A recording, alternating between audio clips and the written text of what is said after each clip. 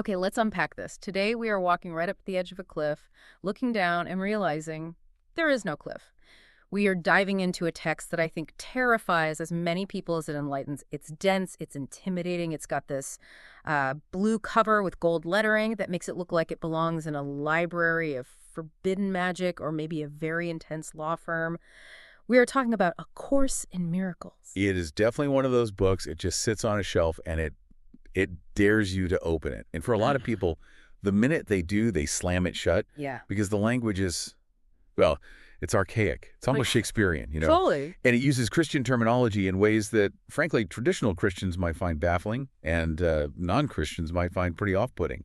Exactly. I've had friends tell me it changed their life, and I've had friends tell me it's absolute gibberish. But we have a secret weapon today. We aren't just reading the text cold. We are diving into a breakdown by a guide named Hoyang Lin, who runs this incredibly deep reading group. And what I love about his take and the materials we have is that he just strips away the churchiness of it. That is the key distinction here. It's absolutely crucial. If you approach this book as a religious text, you will likely bounce right off of it.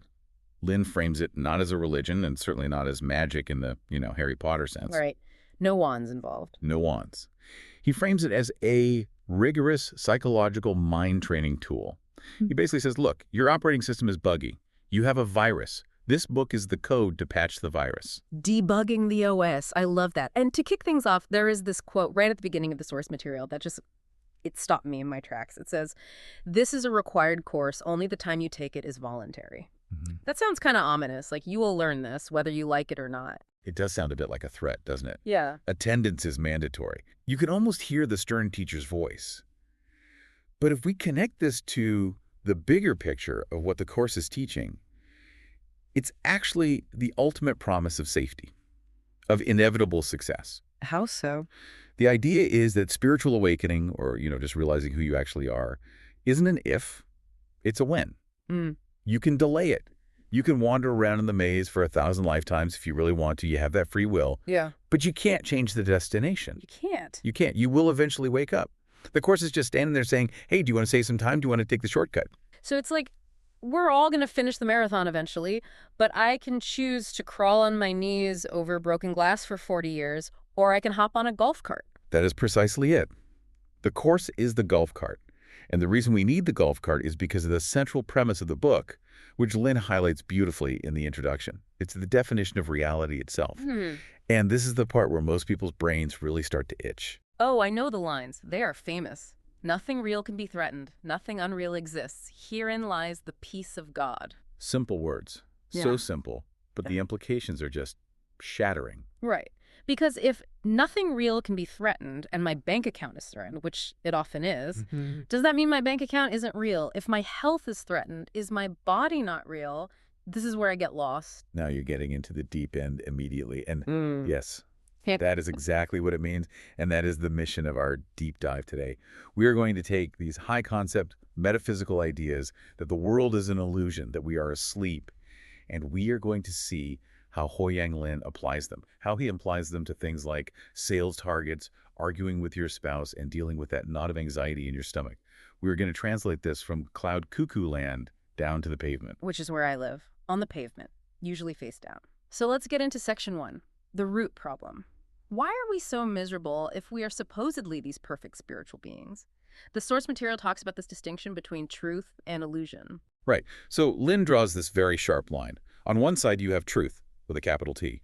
Truth is synonymous with love, happiness, joy, unity. It's unchangeable. It's constant. It creates a binary. If something can change, if it can decay, if it can be lost, it isn't real in the ultimate sense. Okay, so a car isn't real.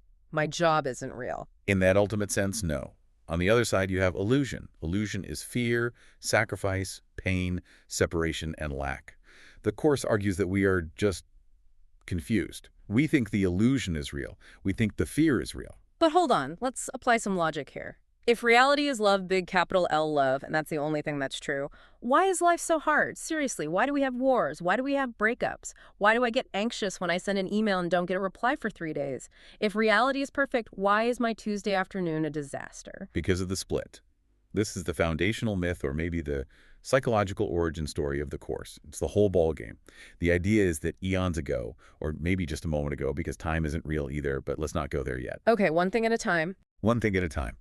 We had a tiny mad idea. We thought, what if I went off on my own? What if I separated from the source? The source being God or the universe or whatever you want to call it. Exactly. Call it the ocean of love. It doesn't matter. We are a drop in the ocean, and suddenly the drop says, I want to be my own ocean. I want to be special. I want to be an individual. In that moment of separation, we created a split mind. A split mind. Yes. One part of our mind is still connected to the truth. That's what the Course calls the Holy Spirit, or the right mind. But the other part, the part we mostly identify with, is the ego. And the ego is terrified. Why is it terrified? We got what we wanted, didn't we? We got to be individuals. Free. But at what cost? Deep down, the ego thinks it destroyed heaven to get here.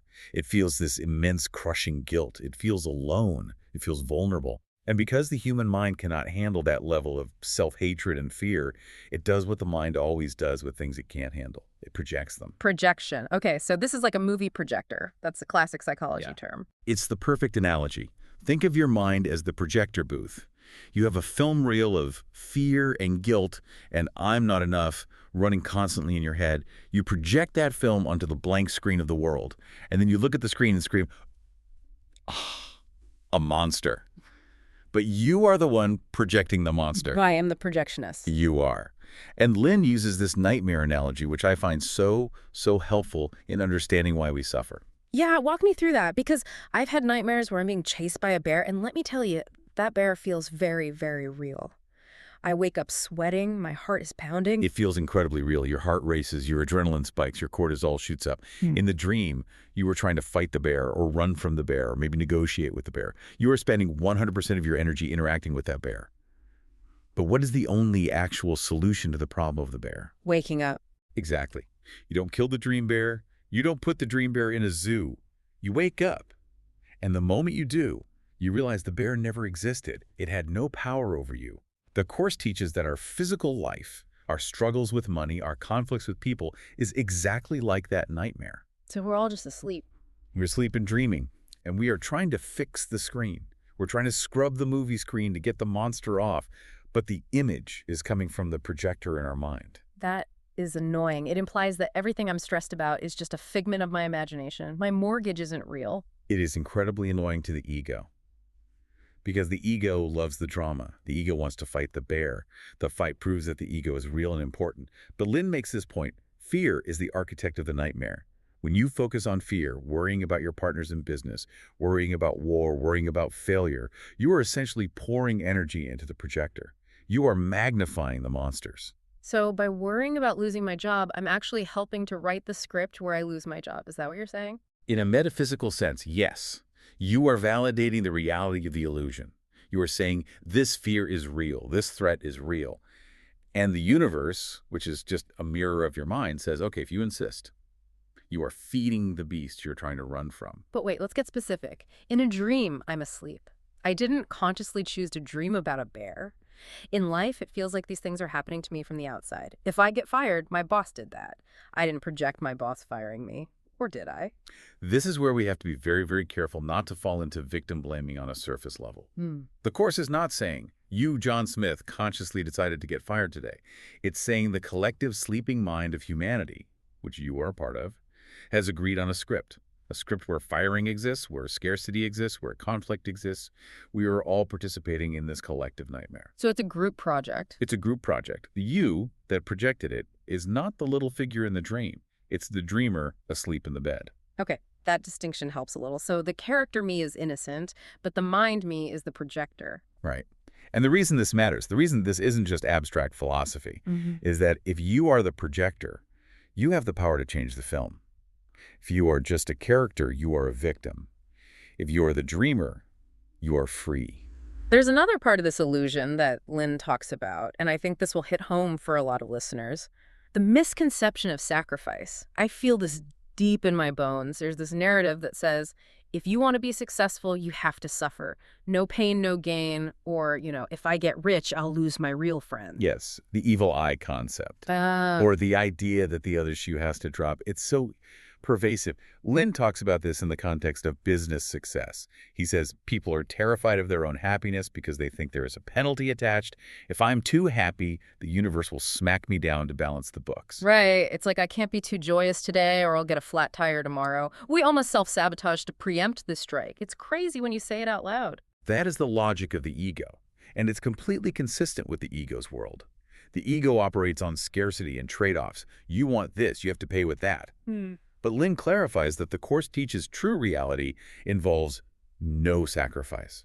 None. Zero. Wait, really? No sacrifice at all? Not even like sacrificing your evening to study for a test? Well, see, if it comes from love, it adds to you, it doesn't subtract. If you are studying because you love the subject and you're expanding your mind, that's not a sacrifice, that's a joy. But if you feel like you are sacrificing, I'm sacrificing my time for my kids, I'm sacrificing my health for this job, then you are operating from the illusion. You are in the nightmare. You're in the nightmare. Yes, in the happy dream or the real world, giving and receiving are the same thing. There is no loss. That is a hard pill to swallow because our whole economy, our whole physics is based on I give you this, I lose it, and you get it. Exactly. That's the physical law. I give you $5, I have $5 less. That's the law of the ego's world. Yeah. But spiritual law, or the law of miracles, is like sharing a joke. If I tell you a joke, I don't lose the joke. We both have it. The joy doubles. The Course says true reality works like the joke, not like the dollar. Okay, that's a great transition. Let's talk about the title of the book itself, Miracles. Law. When I hear miracle, I think of turning water into wine, or parting the Red Sea, or maybe finding a parking spot in downtown Manhattan on a Saturday night, which, let's be honest, is divine intervention. But how is this source defining a miracle? It redefines it completely. And this is vital to understanding the whole system. A miracle, in a seeming terms, is not necessarily a rearrangement of physical matter, though that can result from it. A miracle is a shift in perception. A shift in perception, just that. Just that, but that's everything. It is the moment you move from wrong-mindedness, which is looking at the world through the lens of fear and ego, to right-mindedness, which is looking at the world through the lens of love and unity. So a miracle isn't the cancer disappearing. The miracle is me looking at the situation and not being afraid. Precisely. That is the miracle. And often when you remove the fear, the physical situation changes because you stop feeding the nightmare, you've changed the film in the projector. But the primary miracle is the change in your mind. It's realizing, wait a minute, I'm dreaming. This monster can't hurt me. That internal click, that's the miracle. Okay, now we have to talk about the concept that blew my mind in the outline. The first principle of miracles, it says, there is no order of difficulty in miracles. This is principle number one for a reason. And it is the one everyone, and I mean everyone, struggles with. Yeah, because it sounds ridiculous. It says healing a paper cut is the same difficulty as healing cancer. Or finding a penny on the street is the same as making $1 million. My brain rejects that completely. My brain says, no, cancer is big and scary and biological. A paper cut is small and trivial. Your brain says that because your brain believes the physical world is real. It's operating under the laws of the dream. If the physical world is real, then yes, a tumor is a bigger problem than a cut. But go back to the dream analogy. In a lucid dream, if you want to fly, is it harder for your mind to conjure up flying over a mountain than flying over an anthill? No, it's just an image. It's the same mental effort. Is it harder to dream of an elephant than a mouse? Does the elephant require more brain calories? No, it's just a lot of thought. I see where you're going with this. Exactly. Since the world is a projection of the mind, a big problem and a small problem are just different pictures on the screen. The projector doesn't have to work harder to project an image of $1 million than an image of $1. It's just light. The only difficulty is your belief that one is harder than the other. So the only thing making cancer hard to heal is that we collectively believe it's hard to heal. We've all agreed on that script. Yes. We have invested massive amounts of belief in the reality of sickness. Lynn talks about this. Right. He says the blockage is never the size of the problem. The blockage is always fear or a belief in separation. We have built a wall of belief around cancer that is 10 feet thick and a wall around paper cut that is 1 inch thick. But the miracle can walk through both walls just as easily. The limitation is us. That brings up the other point Lynn makes. Miracles should be involuntary. They should be natural. Like breathing. Yeah. Or your heartbeat. You don't have to think about it. Right. So if miracles aren't happening in my life, if I'm not seeing these shifts, if I'm not getting that flow, it's not because God is punishing me. It's not because I haven't tithed enough. It's because I'm blocking it. You've got a kink in the hose. That's the best way to think about it. The water is always on. Yeah. Love is always flowing. But you are standing on the hose with your boot of fear and grievances, and this is hard. The miracle isn't turning the water on, it's stepping off the hose. Okay, so let's talk about how to step off the hose.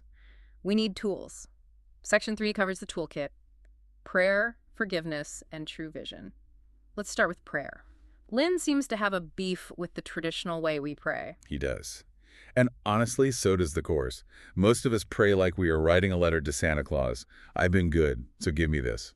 Or worse, we pray like we are bargaining with a hostage taker. Dear God, please, if you fix my bank account, I promise I'll be nice to my mother-in-law. I feel seen. Please let this deal go through and I'll never skip the gym again. That is literally a thought I had last week. We all do it. That is a transactional God. It assumes God is outside of you, judging you, and holding back goodies until you behave correctly. Lynn explains that in the context of the Course, true prayer is at one-ment. It's getting quiet and aligning your mind with the source. It's not begging. It's tuning your radio frequency to the station that is already playing the music. He also mentioned this idea that thought is prayer, which is kind of terrifying if I'm being honest. It is powerful. It really is. Lynn says every thought you have is a prayer. Why? Because thoughts are creative. They feed the projector. So if you sit around worrying all day, I hope I don't get fired, I hope I don't get fired, you are essentially praying for the experience of fear and job insecurity. You are visualizing it, feeling it, and asking the universe to confirm it. So worrying is praying for what you don't want. Precisely. You are using your creative power against yourself. The solution isn't to force positive thoughts, that toxic positivity thing. It's just to recognize the fear thoughts and say, this isn't real. I'm not going to pray this prayer today. I choose again. I choose again. I like that. All right, let's move to the heavyweight champion of this book, forgiveness. I feel like everyone talks about forgiveness, but SEM has a weird definition of it. Usually forgiveness means you're a jerk, you hurt me, but I am a saint, so I will let it go. Right, and you kind of hold it over their head forever. The Course calls that forgiveness to destroy. To destroy. Wow. Because it keeps the sin real. It says, the attack really happened. You really are a bad person, but I will be the bigger person. It's actually a power play. It keeps the victim-villain dynamic alive. It puts you on a pedestal. So what's the Course's version? How is it different? The Course's forgiveness is called the correction. It says, I realize that what I thought you did to me didn't actually affect my reality. Remember, nothing real can be threatened. So if you insulted me, you hurt my ego. You didn't hurt me. You didn't hurt my soul, my true self. So it's like realizing someone shouted at you in a dream. Yes, that's the perfect way to put it. If you wake up from a dream where your friend stole your car, do you call them up and say, I forgive you for stealing my car? No, that would be insane. It would be insane. You realize they never stole the car. You were hallucinating. ASAM forgiveness is looking at the person who betrayed you and saying, they are acting out of fear. They are in their own nightmare. They are hallucinating. I'm not going to accept their insanity as my reality. That is incredibly freeing, but also really, really hard to do when you're mad, when the hurt feels so real. It is the hardest thing to do because the ego loves the grievance. Yeah. The ego hoards pain like a treasure because the pain gives it an identity. I am the betrayed one. I'm the victim. If you forgive in this way, you lose that identity. But you gain peace? You gain everything because, and this is the key mechanic, as long as I see you as guilty, I am reinforcing the idea of guilt in my own mind. If I condemn you, I'm condemning myself. I'm keeping us both in the prison. The moment I release you from my judgment, I unlock my own cell door. It takes training. Lynn talks about right vision or true vision. This is the interactive part. Think of someone right now who annoys you. Oh, that's easy. Okay, got him. Now, the normal view, the ego's view, is to see their behaviors. They chew too loud, they're rude, they're selfish, they never call back. True vision asks you to look past the body, past the personality, and see the light or the love that is the actual battery powering them. Even if their lampshade is dirty and covered in mud, the light inside is the same light that's inside you. So you're looking for the part of them that's the same as you. The part that is identical. And if I can see that light even for a split second, that's the miracle. That is the miracle. And the Course promises that when you do that, the relationship changes, the dynamic shifts. Yeah. Because you've stopped fighting the monster on the screen and started recognizing the brother sitting next to you in the movie theater. This Lynn guy, in the source material, he goes through some of the 50 principles of miracles. We touched on the no order of difficulty. but there are a few others that stood out to me. One was about miracles as an exchange, like a stock market for love? Yeah, but a reverse stock market. In the physical world, economics is based on scarcity. If I give you gold, I have less gold. End of story. In the miracle economy, miracles are an exchange where giving increases your own supply. How does that work? That breaks my brain again. Because you are reminding yourself of the truth of who you are. When I extend love to you, when I forgive you or see you correctly, I am actually proving to myself that I am loved. You can't give what you don't have. So the act of giving confirms my own abundance. If I attack you, I'm confirming my own fear and lack. So giving love is purely selfish in the best possible way. It heals the giver first. I love that. Giving love is purely selfish. That's a bumper sticker. Okay, let's talk about the body stuff again. This is always a big one for people. Lynn mentions this line, "The mind that has no guilt cannot suffer." And he brings up the Anita Moorjani example. Yes, Anita Moorjani's story is a famous, very powerful case of a near-death experience. She had end-stage lymphoma, organs were shutting down, she was in a coma, doctors said it was over. In that coma state, she crossed over, or expanded out, and had this profound realization that her true nature was pure, unconditional love. She realized she had been killing herself with fear and people-pleasing her whole life. And fear was the architect of the cancer, in her view. In her account, yes. Once she realized she was love and that she couldn't be anything else, the fear dissolved. She woke up with a total conviction that she was healed. Yeah. And the cancer just healed. It dissolved rapidly, in weeks. It's medically undocumented to happen that fast. And the Course would say, that's not magic, that's a miracle. What's the difference? A very important one. Magic is trying to fix the cancer with a pill while keeping the fear in your mind. Magic is trying to change the screen without changing the projector. Miracles are removing the fear from your mind, which removes the need for the cancer on the screen. Now, a disclaimer here, and Lynn makes this too. This doesn't mean don't go to the doctor. Right. Please go to the doctor. We are not giving medical advice. Absolutely not. But the Course warns against something called level confusion. You are still in the dream. If you have a broken leg in the dream, put a cast on it. Don't say the bus is an illusion and step in front of it. But don't think the cast is what heals you. The mind heals. The cast is just a prop you're using while you learn. That distinction between miracles and magic is fascinating. Lynn talks about idols. He says relying on money or status or even medicine without the inner shift is idol worship. It's looking for salvation in things. It's outsourcing your power. If I just get that promotion, I'll be safe. If I just take this supplement, I'll be alive. You are giving your power to the object. You're saying the pill is God. The money is God. The Course says you are God. Or rather, you are part of God. You have the power, not the pill. There's a sci-fi element to this, too, that I found really compelling. Miracles collapse time. This is one of my favorite concepts in the whole book. It's so cool. It sounds like Doctor Who. How does a miracle abolish time? It is a bit. The idea is that time is a construct of the separation, a tool of the ego. We think in lines. Past, present, future. The ego uses the past to generate guilt, I messed up so badly, and it uses the future to generate fear, I will be punished for it. The present moment gets squeezed out.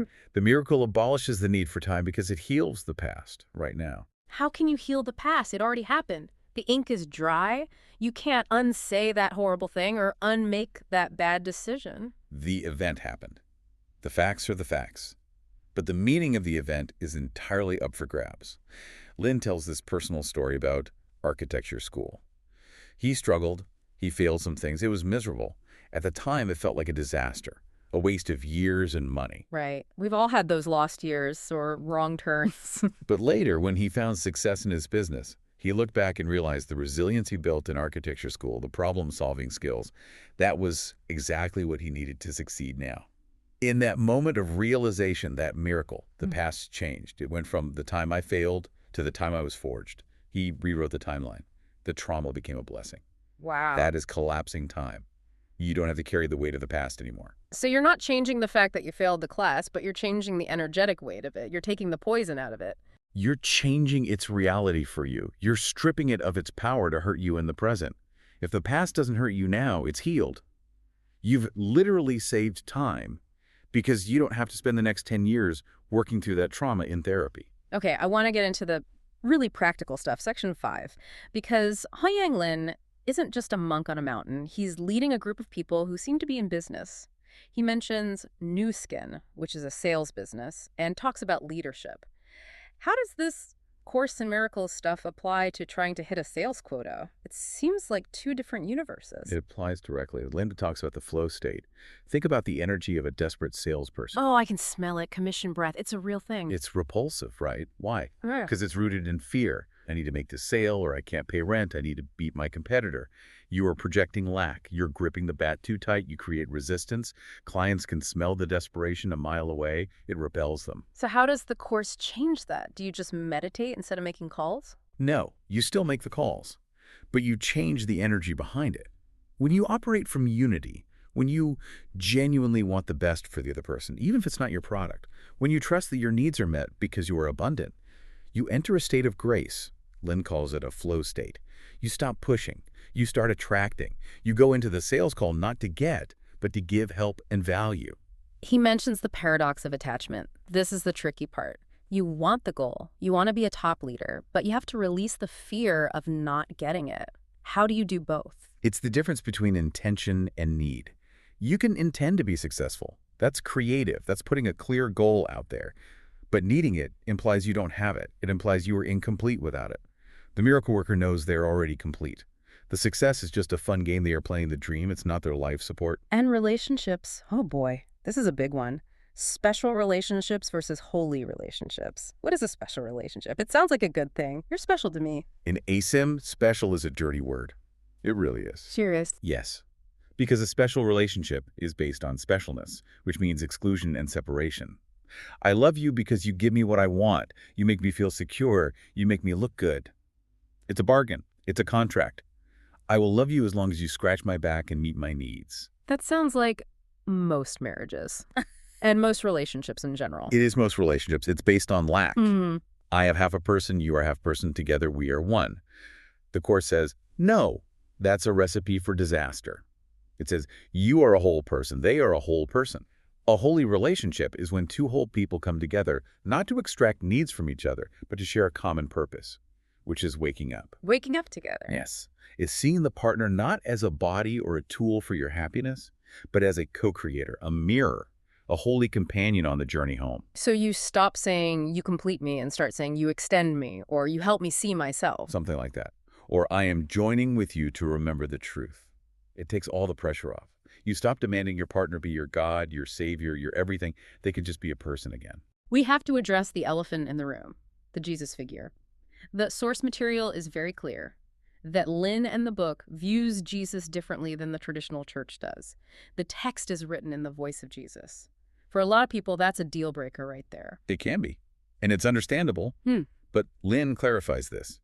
The Jesus of the Course is not the Jesus of the institutional church. He isn't sitting on a throne judging the quick and the dead. He isn't demanding blood sacrifice or worship. Who is he then in this context? He is the elder brother. Yeah. He is simply the first one of us who finished the course. He aced the final exam. He hacked the matrix. He fully and completely realized his oneness with the source. He woke up from the nightmare.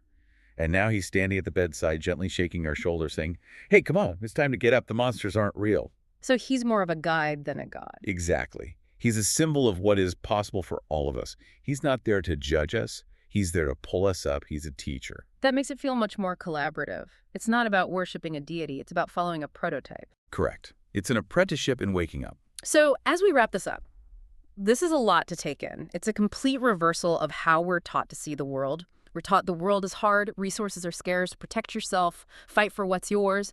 And this is saying, the world is a mirror, resources are infinite if you stop blocking them, and your only job is to fix your mind. That is the summary in a nutshell. Yeah. And I think the final provocation here, the thing to really sit with, is to return to the idea of the dreamer. The dreamer. If you are the victim of the world, you are powerless. The world happens to you, you're at its mercy. But if you are the dreamer of the world, you are all-powerful. You are doing it to yourself. That sounds harsh, but it is actually the ultimate liberation. Because if you are doing it, you can stop. You can change the channel. You can change the channel. You can pick a different movie to project. So here's the call to action for everyone listening, and for myself, honestly. We aren't asking you to read the whole blue book tonight, but try the miracle just once today. When something annoying happens, you get stuck in traffic, someone sends a rude email, your coffee spills, catch yourself. Just pause. Notice the fear or the anger reaction. That's the nightmare trying to pull you in. And then just try to shift perception. Say, this is a call for love, not an attack. Or just, this isn't real enough to steal my peace. See if you can overlook the error and keep your peace. That split second of peace you choose, that's the miracle. You have just bent reality to your will. I love that quote Lynn used or referenced. You are not a drop in the ocean. You are the entire ocean in a drop. Rumi. It fits perfectly. You are not small. You are not a victim. You are everything. You just forgot. Time to remember. Thanks for diving deep with us.